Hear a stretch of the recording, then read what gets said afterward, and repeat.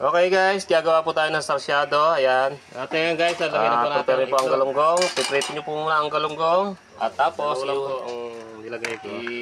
Conforme po sa inyo kung muna natin mauna ang kamatis. Tapos pagka naprito na po natin yung galunggong at luto na yung kamatis, saka po natin ilalagay ang galunggong para hindi po siya. Ayan guys, nilagay ko po itlog. Ayan po ang maglutuin lang po ng konti. Pero gigisa po natin muna ang bawang sibuyas. Tapos ito po ang unahin natin. Pagka naprito na po natin yung galunggong.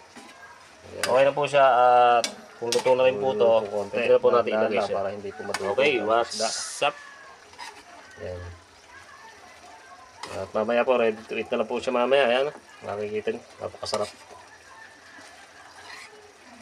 Ito lang po, kasimple guys, magluto. Maraming salamat po guys. Sana po nagustuhan niyo po ang ating content. Comment below lang po. Comment lang po kayo kung ano po ang pwede natin i-upgrade pa.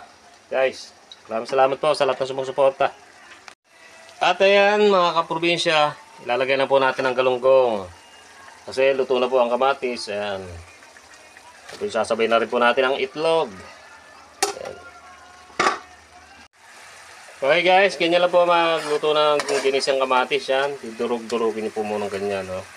Para maging juicy siya. At mamaya po pagkaluto na po yan, lalagay na po natin itlog.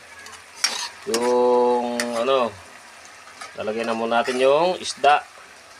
Dahil napirito na po natin. Siyempre pipirito nyo po muna isda. Tapos saka na po natin lalagay po mamaya yung itlog. Pagka durog na po ang kailangan ng kamatis.